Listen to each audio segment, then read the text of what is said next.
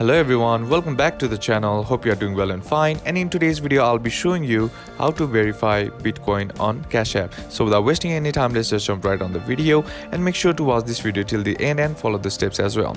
Now the first thing that you need to do is head over and open up your Cash App. And once you open up your Cash App, on the bottom of the bar, you'll be seeing your home icon on the bottom left corner of the screen. Simply tap on that. And once you tap on that, here you'll be seeing this kind of interface. Now among the options, you'll be seeing an option that says buy Bitcoin. Simply tap on that. And once you tap on that, here what you need to do is simply tap on buy Bitcoin once again. And once you tap on buy Bitcoin here, in order to verify Bitcoin on Cash App, what you need to do is tap on verify identity. And once you tap on verify identity here, you'll be asked to choose a cash pin. Simply enter the pin, and then the next page will ask you what's your legal name.